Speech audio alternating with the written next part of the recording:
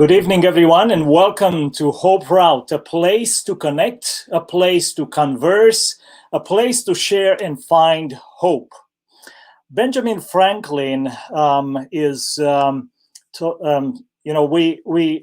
told that Benjamin Franklin said that there are some things that are certain. Many things are uncertain, but two things are certain: death and taxes.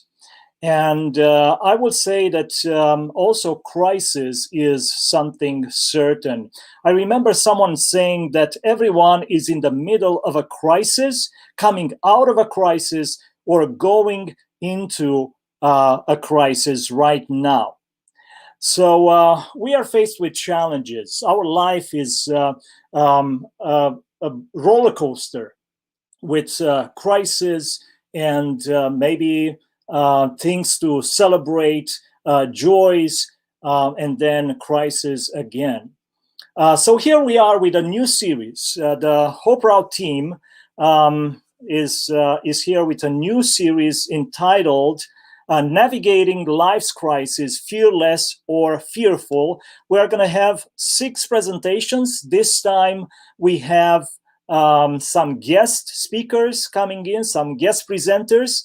Some doctors, psychologists, theologians, pastors, and they are going to talk about different fears that we are facing in our lives. Fear of contagion tonight, fear of illness, loss, unknown, fear of the future, and also fear of God.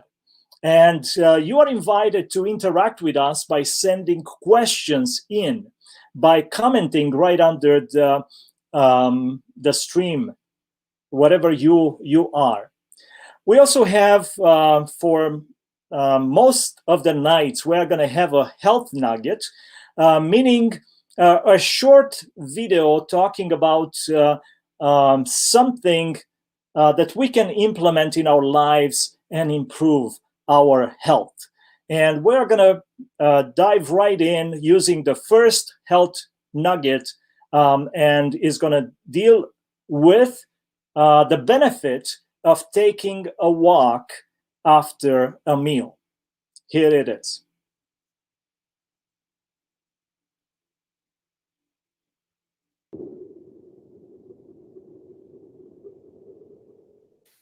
Hi, I'm Dr. Wes Youngberg, and I work with people who are at high risk for serious COVID-19 complications.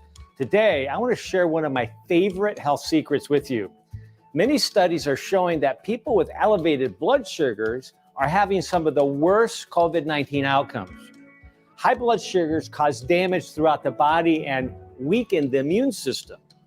Many people take insulin or oral medications to control their blood sugars, but lifestyle habits like nutrition, exercise, and sleep habits also play a big role. Everyone knows that exercise is important, but did you know that the timing of your exercise can strongly impact your blood sugars? Your blood sugars spike the highest about 1 hour after you eat. If you have diabetes, pre-diabetes, or are overweight, these glucose spikes can have many negative effects on your body and on your immune response. One of the best ways to avoid high blood sugar spikes is to take a walk immediately after you finish eating. If you do this, your muscles will start to burn off some of that glucose that rises in your bloodstream right after the meal. This will prevent your blood sugar from spiking as high as it could have otherwise. In fact, I've tested the blood sugars of thousands of my patients 1 hour after their meals to compare the impact of after-meal exercise versus being sedentary after eating. Patients can often lower their potential blood sugar spike by 1 to 3 points for every minute of walking. This means that if you're diabetic and you're struggling with high blood sugars, a 30-minute light walk immediately after eating could lower your after-meal blood sugars by nearly 100 points. One way to think about this is that you're flattening the curve of your blood sugars, and in doing so, you're flattening the curve of COVID-19, which will help enhance your immunity and After meal exercise also helps reduce the risk for weight gain, heart disease, cancer, and many other chronic conditions. This is a good habit for everyone to practice, whether or not they have high blood sugars. For best results, try to walk after as many of your meals as possible for at least 10 or 20 minutes. If you're diabetic, 30 minutes is even better. Other forms of light exercise can work at that time as well. God is always on the front line working to keep us well. He created our bodies to move, so why not move after your next meal?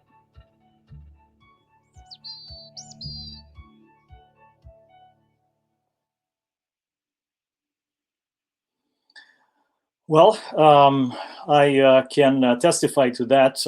I see benefit in taking a walk, especially on weekends when I tend to maybe overeat a little bit, and maybe at potlucks at church.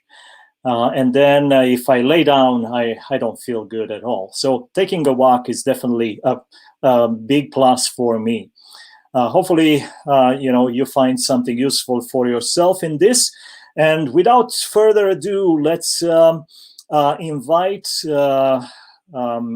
Dr. Eddie Ramirez. He's a medical doctor, research scientist, published author, and international speaker. He has 27 years of experience working in lifestyle centers worldwide, applying therapeutic modalities to different medical problems. He has more than 100 studies in the scientific literature documenting the effect of lifestyle changes on different pathologies. He is the co-author of the 3rd edition of the textbook of lifestyle medicine of the American College of Lifestyle Medicine, and also the book Rethink Food, together with Neil Barman, Michael Greger, Hans Diehl, Joel Fuhrman, and other lifestyle medicine leaders. We want to welcome him, and he's going to talk to us on the first fear, which is the fear of contagion. And I want to ask him as he comes in, as a doctor, Dr. Ramirez, welcome. And as a doctor, international speaker, you travel, I understand, extensively, and also deal with sick people on a regular basis. Are you afraid of getting sick or getting contaminated?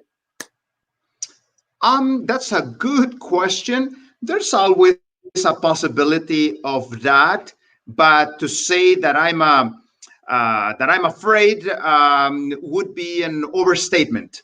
So okay. I know that when I have a mission, there's a reason why the doors open, and I just go forward and trust, that everything is going to be all right. Thank you, Doctor. Before we give you the full attention, let's ask the Lord to bless our meeting tonight. Our Heavenly Father, we thank you for this privilege to be together. Thank you for Hope Route and the team. Thank you for the presenters, their willingness to spend some time with us and share, and also interact with us through question and answer. Bless Dr. Ramirez tonight, and let the materials that he's going to share with us, the information that he's going to share with us, benefit us and improve our health and our overall well-being. In Jesus' name we pray. Amen. Dr. Ramirez, thank you. Thank you so much for the invitation. And yes, it's a privilege to be here with you. Welcome, all of you. It's been a while that I've spoken to our friends there in Chicago, so you're all more than welcome. I'm the director of a lifestyle medicine organization by the name of HealthWise in Eastern Pennsylvania. And I have some published papers. These are some of it. You can see them on the screen. This one is about COVID-19, how one of the keys happen to be your immunity. And one of the things you can use to stimulate your immunity is hydrotherapy. In this peer review article, I'll tell you in a minute where you can get the full copy and read it. We use something by the name of hydrotherapy. Hydrotherapy is the wise use of hot and cold interventions. There's a lot of research on this. This stimulates your immune system, and it's very useful to strengthen the immune system and also as a treatment for COVID. Finnish people are the leaders worldwide, no question about it. For them, interventions such as sauna, they're part of their daily routine. All of them, in Finland, every single Finnish people at least once a week use a sauna. And fascinating statistics regarding coronavirus in Finland. They had coronavirus, no question about it, but 3/4 of the people that die of coronavirus in Finland is because it's the foreigners, the ones that are dying. 3/4 of them are foreigners. In other words, they don't have that culture of the sauna and so forth, and that secondarily, affects immunity and puts them at higher risk. And also, the second part of the study we did, we took a group of people with COVID-19 and we applied them hydrotherapy, and we were showing how this actually helps the patient heal faster from the COVID-19. That's a second study will be published in that one later. And also, I wrote this guide together with Dr. Roger C. Holt. I highly recommend you find his videos online. He's a pulmonologist from Southern California. And in this guide, we're focusing on evidence-based things you can do to improve your immunity. This free guide, you can download it. I'll tell you in a minute in a link I'm gonna give you. And this another fantastic news. I just finished writing a book about pandemics. We sent this book to the print shop literally last Wednesday. So this book is not necessarily about COVID-19, even though it covers a little bit about it, but rather is showing us the situation that we're at.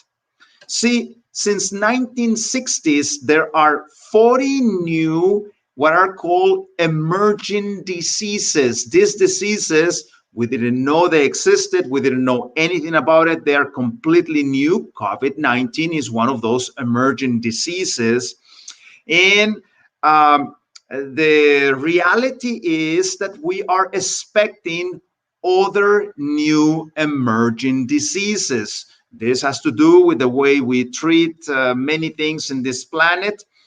But in order to prepare yourself for those new pandemics, we wrote this book about that. These are practical things. This book doesn't talk about vaccines and masks and all these things. Those things have their place. This happened to talk about the practical things you and I can do to strengthen our immunity. It talks about the hydrotherapy that I was talking to you a minute ago. Talks about forest bathing, different strategies you can do to deal with stress, things that have been proven regarding diet and all kinds of things. 22 chapters. This is a book that is written for the general public. You don't need to have a high degree to understand it. Very nicely illustrated throughout the whole book. Go to the website pandemicbusters.org if you want to know more information. There's a Kindle version also coming out in a few days. So the research I was showing you about the hydrotherapy, the guide that you can download that I mentioned to you, and more than 140 published studies, you can find them on my ResearchGate page. Just put on your Google Francisco Ramirez ResearchGate, and that'll take you to that repository. There's more than 140 studies there. There's also a very active Twitter account, Eddie RD MD. I travel very much. Just this year alone, I already been in 5 countries. In a couple of weeks, I'm going to be traveling to Kenya and Ethiopia to do a series of seminars there. So you can, learn what the seminars are and so forth. Many times it's available, the possibility of catching those online. You can find that information there on that Twitter account. I also have a YouTube page with videos from many languages, and also on Instagram if you want to come and travel with me as I go and see things around the world. So my topic today is answering that fear of contagion with psychoneuroimmunology. So we'll be learning about a new concept by the name of psychoneuroimmunology. I hope you have a paper and a pen so you can take some notes as you will be learning very good new information. So this microscopic creature by the name of coronavirus, this is an actual microscopic picture of it, has caused all kinds of trouble. And it is a dangerous virus. I am not putting that down. But the reality is that the media thrives on fear, thrives on making people, afraid and manipulating the behaviors. And the reality is, there was some fascinating statistics just came out a couple of weeks ago from the CDC, documenting what has happened during last year. Did you know that things like heart disease, which is actually the #1 killer in this country, actually went up during last year? Cancers went up last year. Diabetes went up this last year. Alcohol use went up last year. Respiratory diseases not related to COVID-19 went up last year. Yet, what do we find on the media? COVID, COVID, COVID. What about these other topics, that are killing many of our dear ones? How come we don't hear much about it? The same story, because fear sells.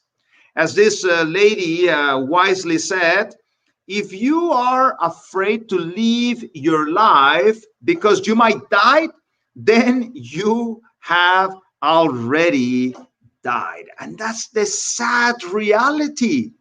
When fear comes in, a part of our brain called the amygdala fires up, and our thinking becomes irrational. That's why we shouldn't get into a status of fear. Or as Zig Ziglar said, an author I really appreciate, fear has 2 meanings: forget everything and run, or face everything and rise. The choice is yours. That is a fantastic summary of what we are going to talk about. So when the amygdala runs the show, our thinking becomes irrational and our decisions may not be the best. So rather than live without fear, let us rise and go forward with the situation. And the problem of being under the state of fear is that the set of hormones that we have that are supposed to control when something is really, really bad to help us save our lives. For example, in the old days, when your relatives and my relatives, were people working in agriculture, they were there, in a new place, homesteading and so forth. And then let's say a bear just showed up. Well, your body would have this response of the hormones, certain stress hormones will kick in, and those hormones will actually prepare you for action. Either you would face that bear and try to fight it, or you would have the capacity to run faster than usual to get out of that situation. But in today's society, the animal attack, they still happen, but they're things that are very, very rare. We turn on that system on a civilized setting where there is no need to be, physically attacking a mountain lion or something along the lines. So what do? We don't move, we don't do exercise, and that is just like a pressure cooker, and our brain starts going haywire secondary to that. And you can literally see the signs of fear on the person. You can actually measure that in saliva. You can actually see it in the eyes. You can see it in the skin. You can even see it when somebody has this type of chronic type of fear, their muscles tense, and even their posture changes. Their head goes forward. And this even stimulates things such as inflammation, which increases your risk of cancer, which increases your risk of heart disease, and all kinds of problems secondary to that. So today we're going to learn what is this psychoneuroimmunology. Basically, what it means, it's three words there. We have the psycho, our mind, we have the neuro, our brain, and we have the immune system. How our thinking affects our brain, which in turn affects our whole humanity. And this is a recognized peer review. There's a lot of research on this subject. Dr. Solomon is the first one that proposed this in the scientific literature. He wrote a paper that was published on JAMA. JAMA, is one of the top medical journals in the world, by the name of Emotions, Immunity, and Disease.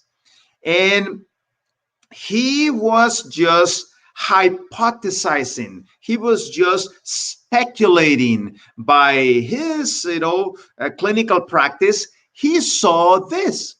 And you even know this, how this actually happens.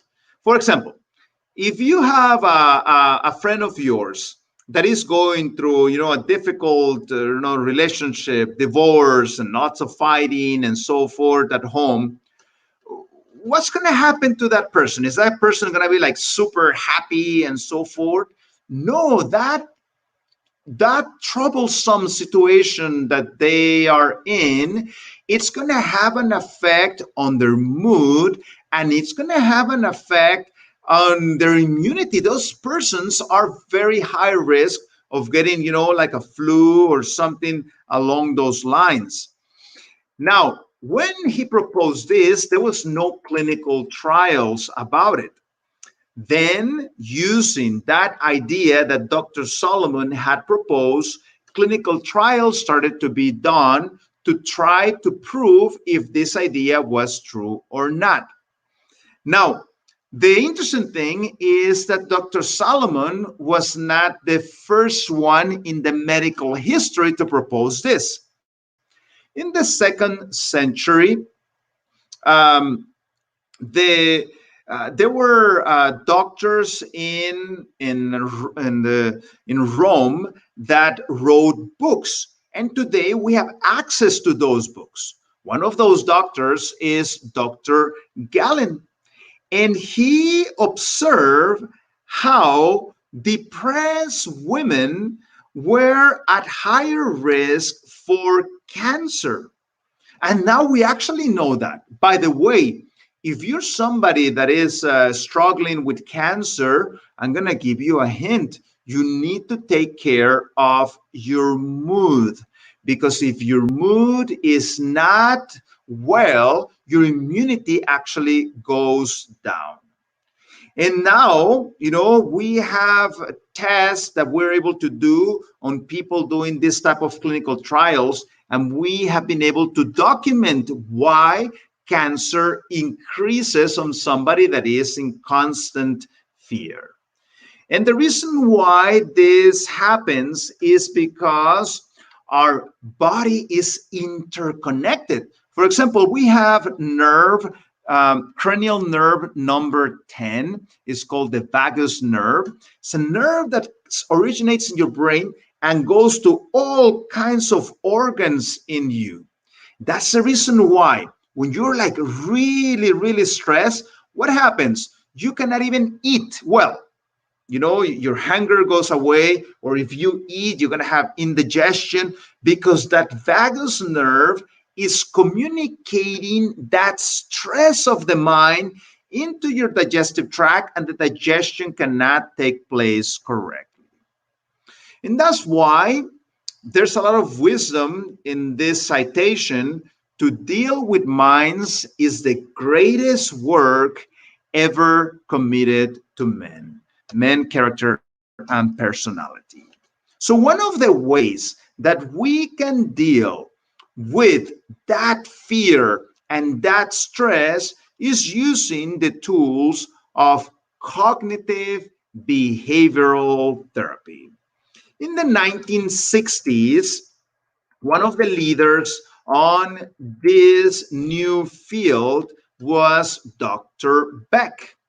And he realized that the usual approach of the psychoanalysis that Freud had proposed was actually useless. It didn't work very well. It was research showed that that's equivalent to placebo. So instead, he started analyzing the thinking of the patients that were struggling with different mental issues, such as depression. And he documented how streams or rivers of negative thoughts seem to come out spontaneously, he said. In fact, he started documenting those negative thoughts into three groups. One, negative thoughts about the world, negative thoughts about the future, and negative thoughts about themselves. So he started helping the patients identify those wrong thinking patterns so that they could change those patterns of thoughts, so that way he was able to help the patient think more realistical and the patient to feel much better.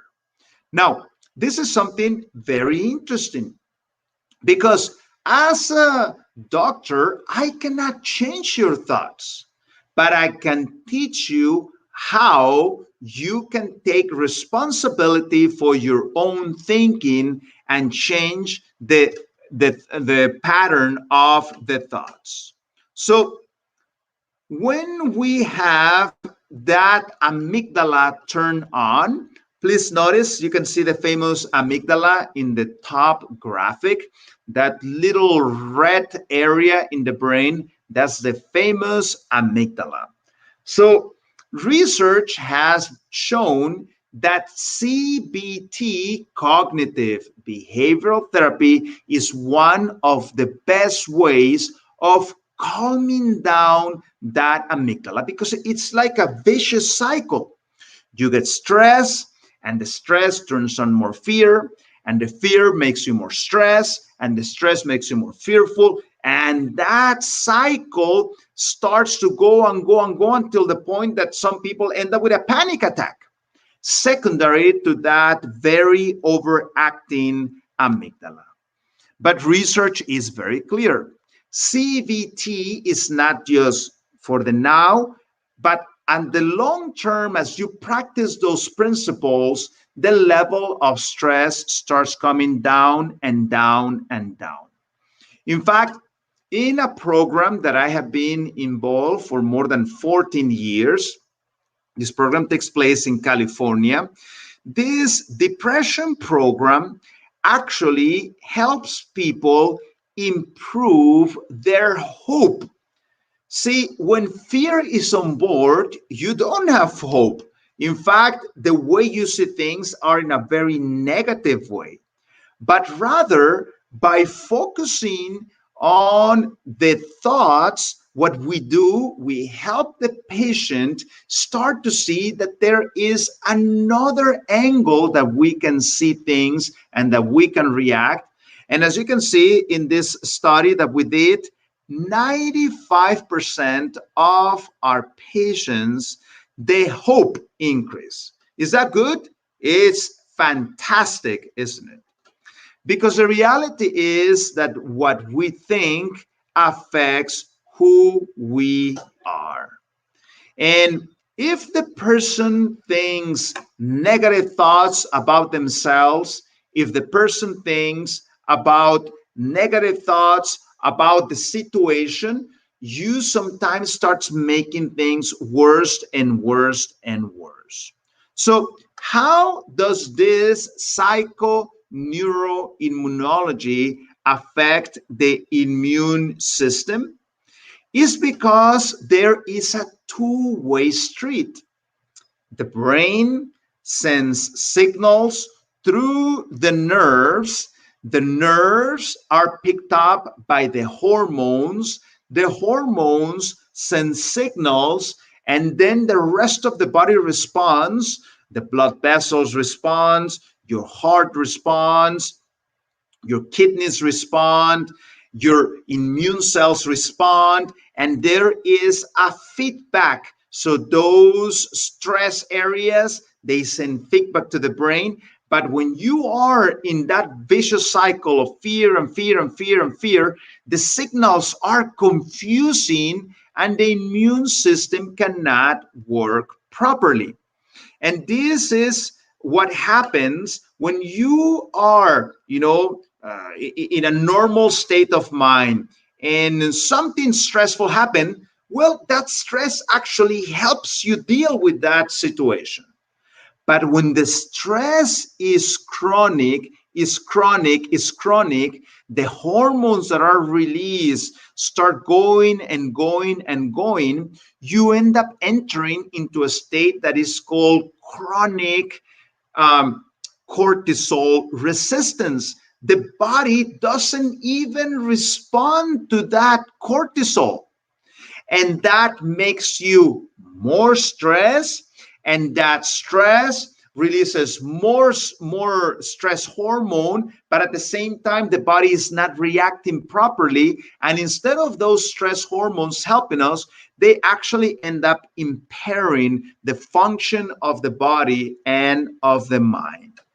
So this can end up affecting other areas in your body, such as your pancreas, and you end up with high glucose. It ends up affecting your blood vessels, and you end up with high blood pressure. It ends up affecting with the cells that you have in your bones, and you end up with osteoporosis.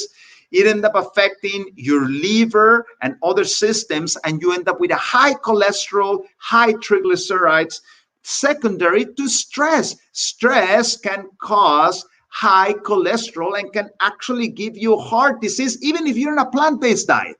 That's why this is such an important thing to talk about. And then the messengers around the body start creating what is called an inflammatory state, and the inflammatory state end up affecting your thinking, end up affecting your risk of disease, and so forth. So the brain starts firing up in areas that usually are seldom used, and that starts creating a chronic type of stress situation, and it ends up affecting the way we think.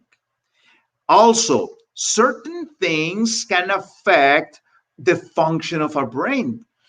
For example, somebody that has problems with their weight, the function of the brain is affected secondary to that, because the fat cells send signals and end up affecting the brain. So already with that issue, and then plus fear, things start getting out of control. Now here comes the good news. Don't get discouraged if you have problems with your weight. Research show, and in our program we have seen this first basis, that as you start losing a pound or so, that's enough for that negative effect of the excess body weight to be shut down. That's why I suggest, you keep on, tuning in to the whole series. This program has follow-up programs in which they do cooking classes and so forth, and can teach you, more about what you can practically do to control your weight. So we know that heart disease is affected by this. We know that cancer is affected by this. And as the stress becomes chronic, that's when the problem is affected. And again, there are multiple research papers that have shown this relationship. Now, we know that there are many medical conditions that are affected by stress. And in fact, we know that medically, we see more in consultations those types of people that are in chronic stress, and research shows this very clearly. They come to see the doctor more often, they're hospitalized more, and they have greater risk of shortening their life. So also, when we, try to give treatments to this type of patients and so forth, sometimes it's complicated, because sometimes chronic stress starts giving you symptomatology that is actually not a physical symptomatology, but the origin is in the mind. So this has an effect. People come and tell us sometimes, this is not all of them, but some subgroup of our patients come and tell us, look, I have this particular problem. You run tests, everything is normal, the laboratories come up normal, and the issue is something up in the head is sending signals there and making that problem worse.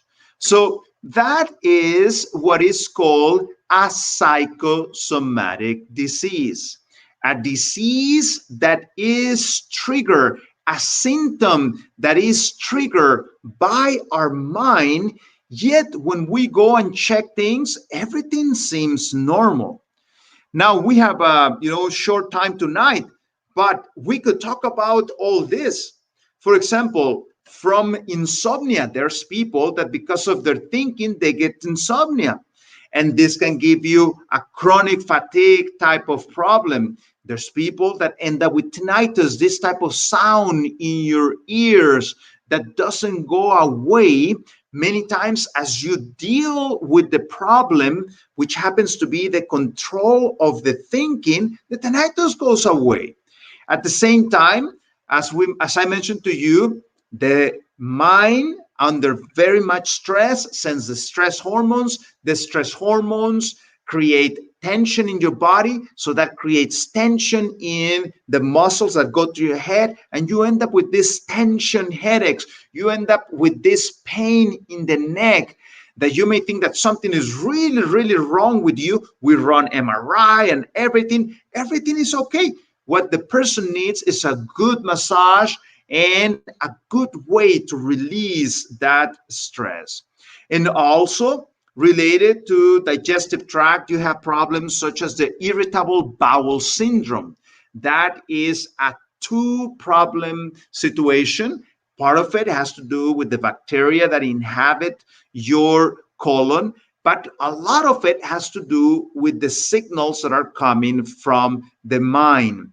Therefore, we need to do cognitive behavioral therapy to teach the mind to calm down so that the signals can decrease. And many times the patient, is given pain medications, or they're prescribed something just because they need to give something. But sometimes the issue is that you need to deal with the mind. And we are complex creatures.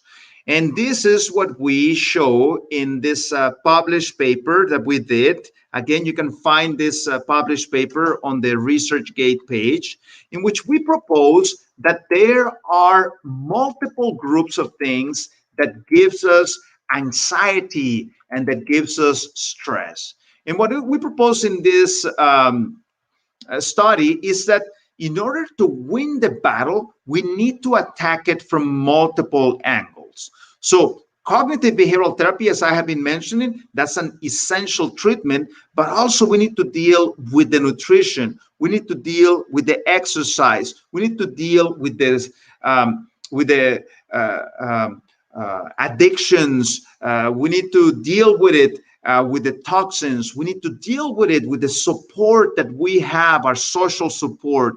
And that was what this hypothesis consists of, and is very effective. Our research shows that 95% of our patients, as they deal with the root cause of their problem, they will be able to overcome depression and anxiety and chronic fatigue and all these groups of problems. So one of the things that increases when you start doing cognitive behavioral therapy is something that is called EQ, emotional intelligence. And emotional intelligence measures 5 things, which is knowing your emotions, managing your emotions. Please notice that's exactly what we're talking about tonight. When the emotions are out of control, that may tell us that we are not managing those emotions correctly. Recognizing emotions in other, managing relationships, and the 5th factor is the motivation. And this is another one of my studies that we did recently, showing how emotional intelligence increases as you put in practice that full program. Our full program consists of the cognitive behavioral therapy plus what we call the New Start. N for nutrition, E for exercise, W for water, S for sunlight, T for temperance, which means moderate use of the good things, abstinence of harmful things. A for fresh air, R for rest, and T for trust, which encompasses your relations, your psychological health, and your spirituality. When you put this program together, it is fantastic and phenomenal to see the results. So we know that emotional, intelligent people tend to think much better, tend to have more of a clear mind to make better decisions. And this CBT, it has been proven that it's as effective as drug therapy, has no side effects, and makes the probability of relapsing much less likely. So the problem is that our feelings result, and please think about what I'm saying, the messages you give yourself. So that's why it's so important to make sure that we are not feeding that fear. For some people, that means that you need to turn off your television.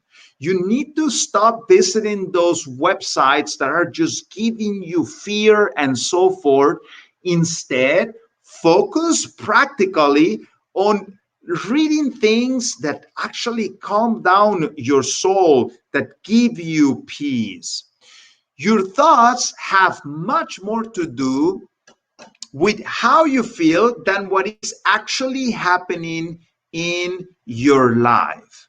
So, one of the principles that we teach with cognitive behavioral therapy is what we call the ABC.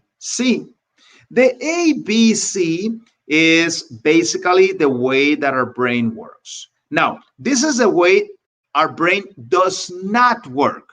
And this is what is called the AC. So you have an activating event. For example, you read some nasty news. You are walking and you see a friend and your friend doesn't see you. That's an activating event. You are driving and the police stops you and gives you a ticket and it was not even your fault. You are cooking and you get distracted and you burn your food. All the time we have activating events. But here's the important part. The activating event will not directly give you an emotional consequence. See, between the A and the C, there is something. And I can show you this very clearly. We can have 10 people here watching exactly the same thing. How come they react so differently? They just saw the same activating event. For some, this is a huge deal. They almost are about to cry.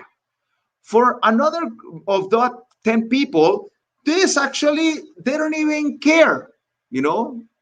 And for another, subgroup of those 10 people, they're actually laughing about it. It made him laugh. How come some are crying, some are laughing, and some don't care? Because the activating event does not directly give you an emotional consequence. That is what is called crooked thinking.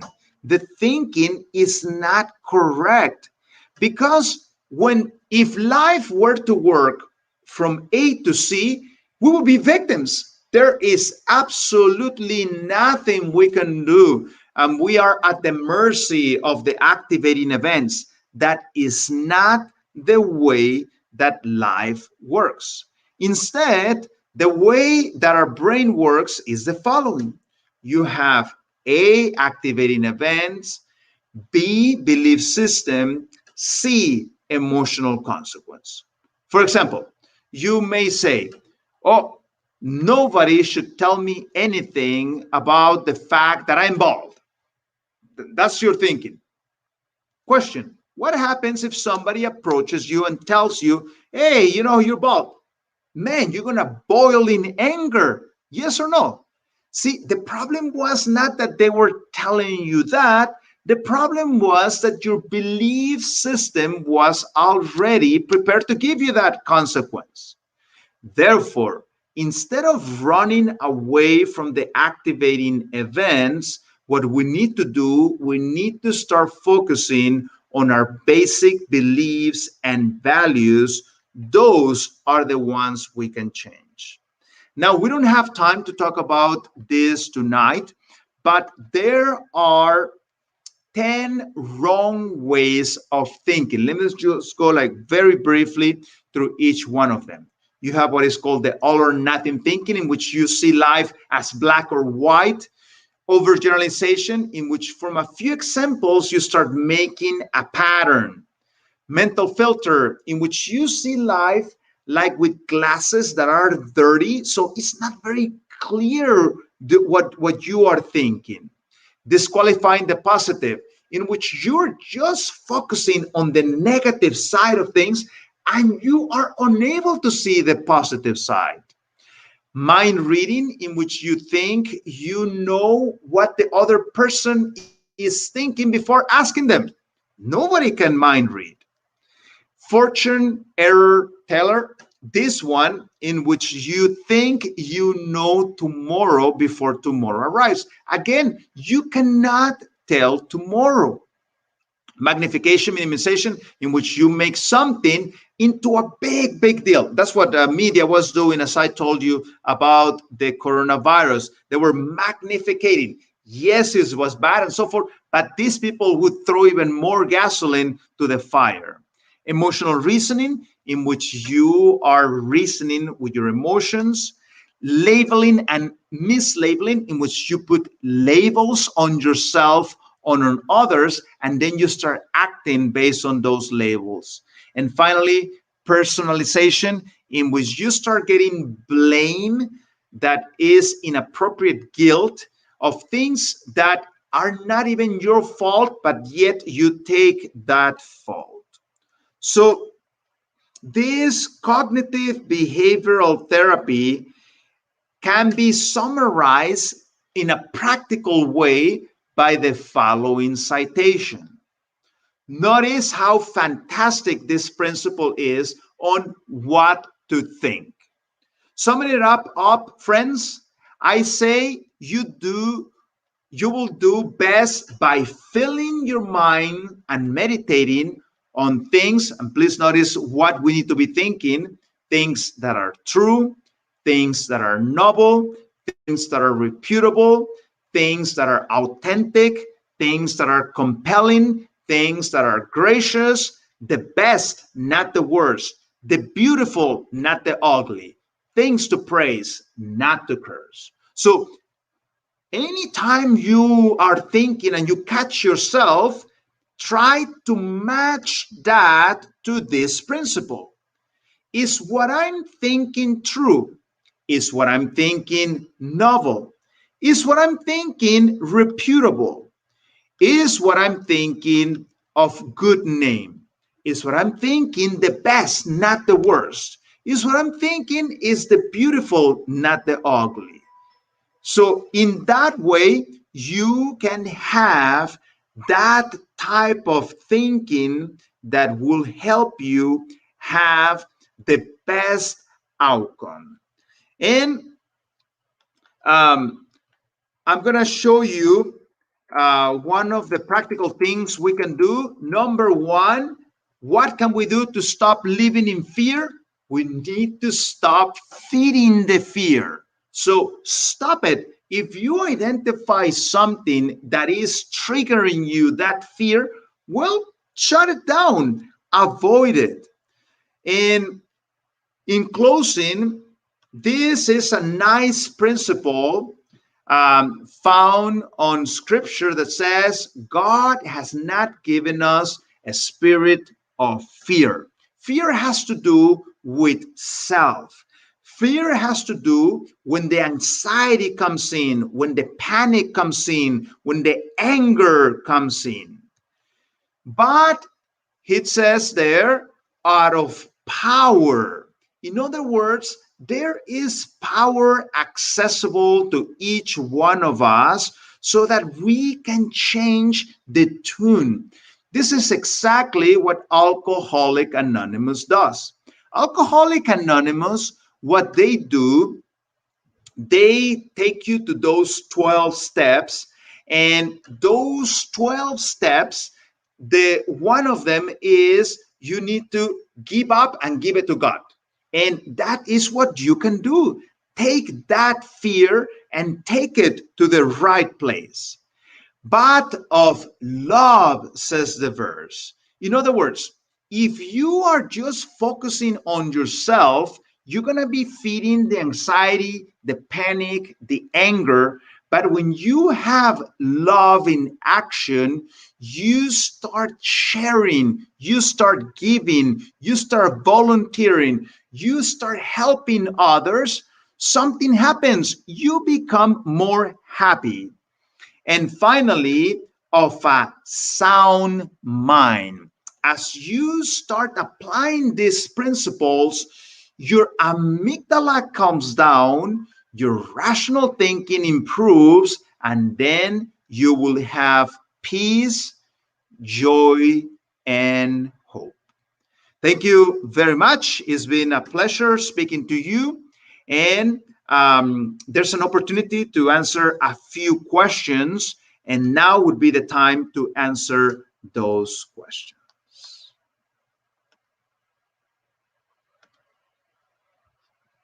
You're muted, Adrian. Adrian, you're muted. Yeah, thank you, Dr. Rodriguez. Appreciate Ramirez, but yeah. Yeah, Ramirez. I think I did that one other time, and John corrected me, and here I am doing it another time. Yeah, okay. Well, thank you. A lot of information, and I probably need to go and watch it again. So we'll, all that information will sink in. Let me quickly say hi to my colleagues here. John, Pastor John, pastor of the Elmhurst Church. Welcome. Okay. I hope it's not going to happen the same with Paul.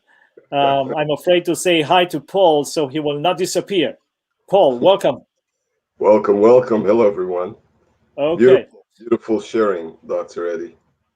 Thank you. I want to ask you quickly, just a brief question for each one of you. Do you have a phobia?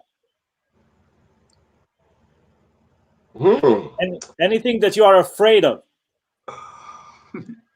As a kid, I had so many. As a child, I remember I was afraid of cobweb, and I couldn't differentiate between cobweb and cotton wool. And so my older brother and siblings, they would scare me with cotton wool. All they had to do was hold cotton wool in front of me, and I thought it was cobweb, and I would freak out.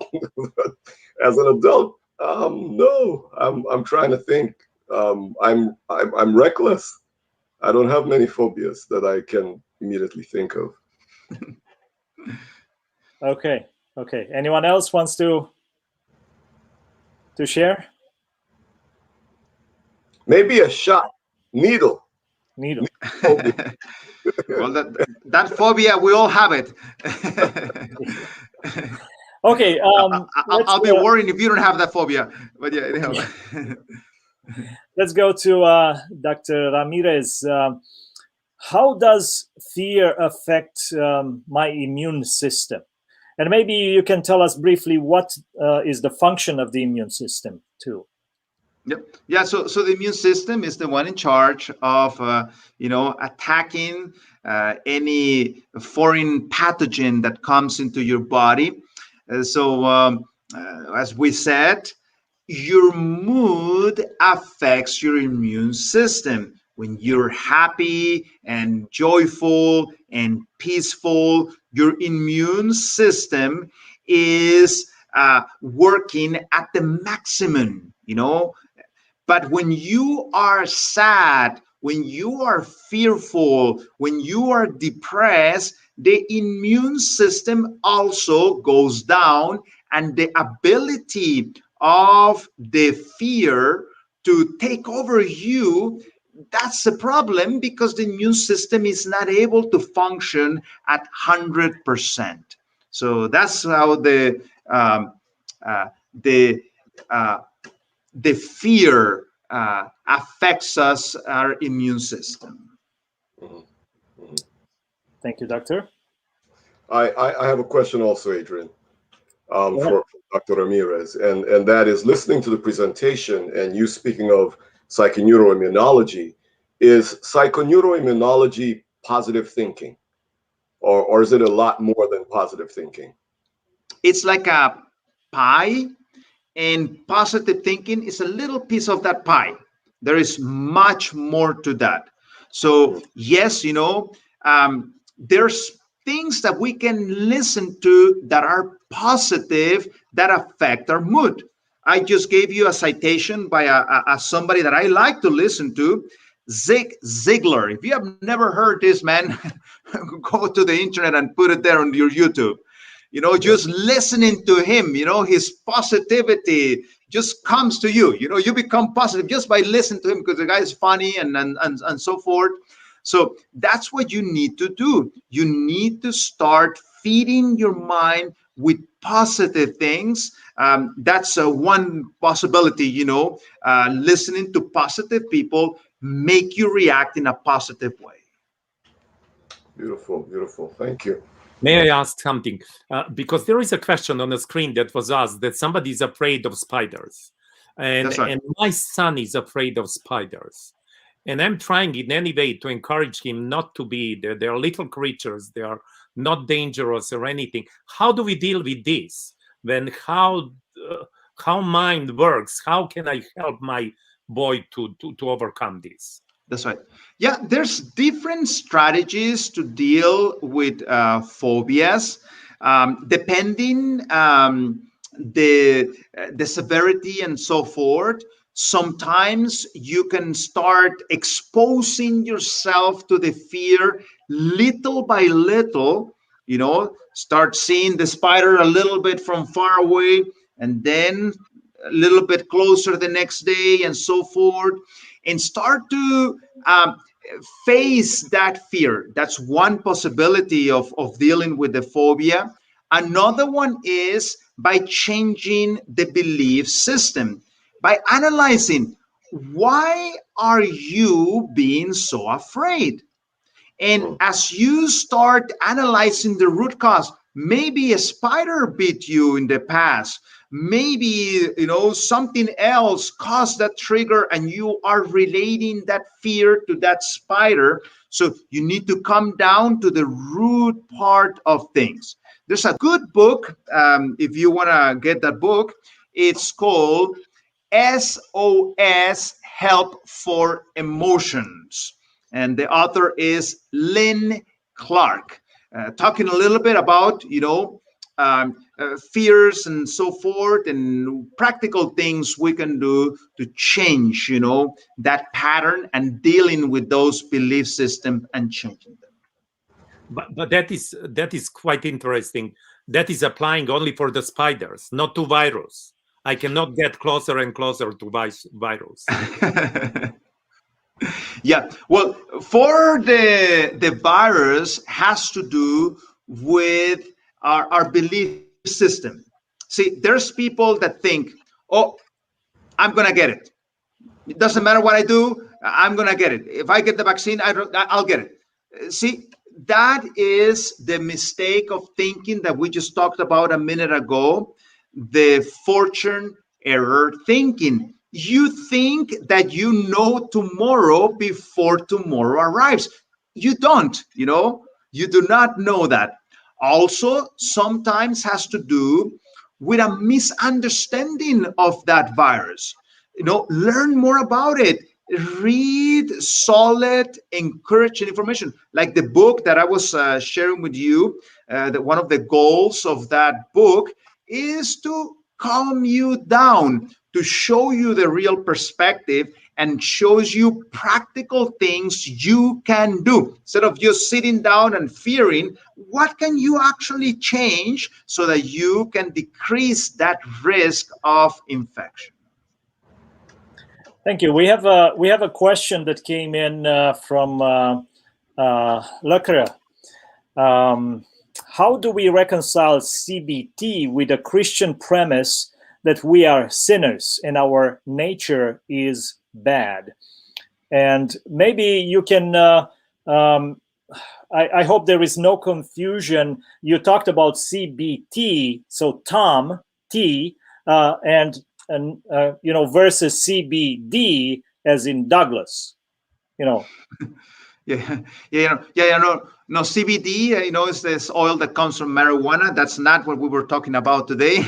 We were talking about cognitive behavioral therapy. So answering, looks like it's a Christian, the one that asked me that question. So I'm going to give you a Christian answer.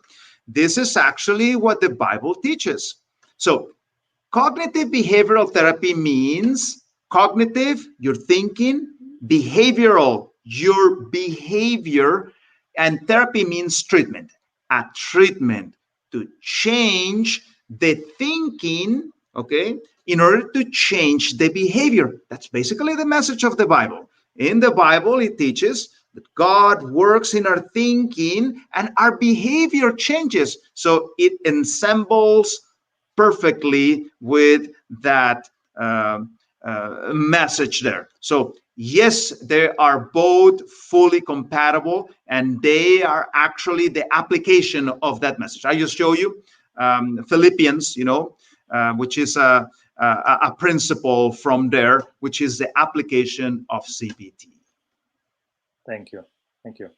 So the Bible talks about renewing your mind, or let this mind be in you, which was also in Christ. So it's a process of transformation. Thank you. Guys, do we have time for one more question? What do you think? Maybe one more, and I'm interested, if I may.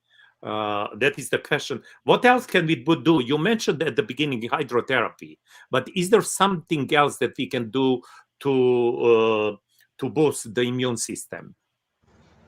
Go to pandemicbusters.org.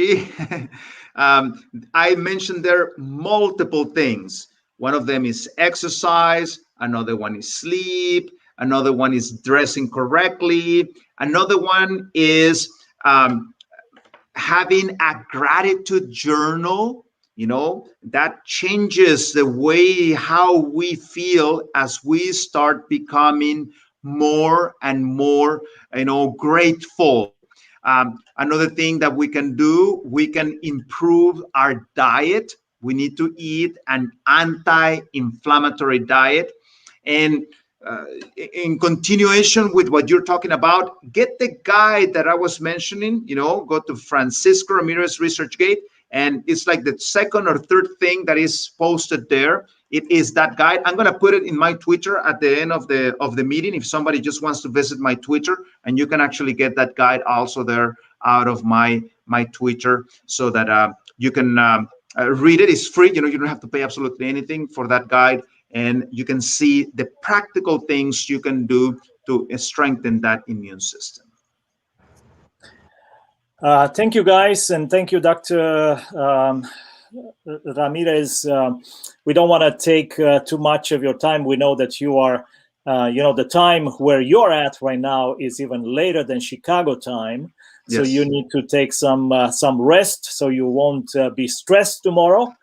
So what will be something like a summary or an encouragement that you have for our viewers tonight? And I want to thank them also for sending in their questions and their comments.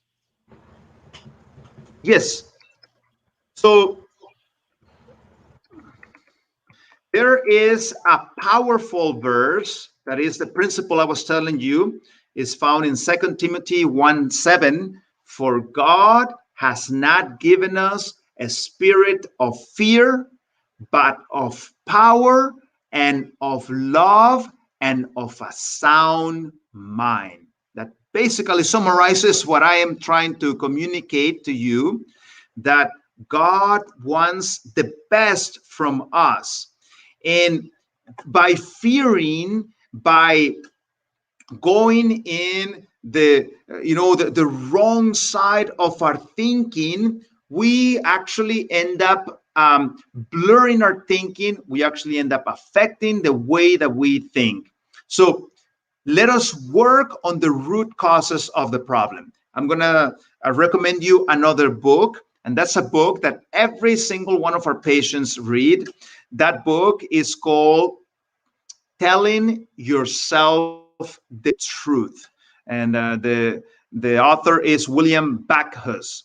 And basically the hypothesis of this author is that things that are not true tend to be the things that stress us the most. Therefore, try to put things into perspective. Try to find the truth behind things, and the truth will make you free. May God bless you. Thank you so much for joining us tonight, and I hope to see you in another time. Thank you, Dr. Ramirez. Thank you, Paul and John. If you want to see Dr. Ramirez again, he will be on part of the panel on Friday night, where we are going to try to bring in as many of our presenters as possible. You are also invited to come back tomorrow night at 7:30, same time.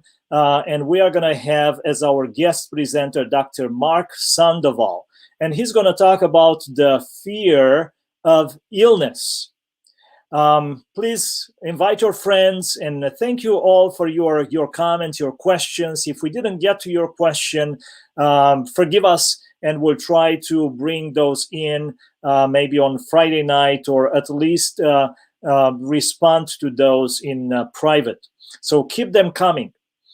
We'll end up with a song, and we want to thank Fountain View Academy for graciously allowing us to use this song for our program. And as the immune system protects our body, Martin Luther, the great reformer, thought about God as a mighty fortress. And this is what the song is going to talk about. Listen to the words, be inspired, and thank you for choosing Hope Route. See you tomorrow night. God bless you.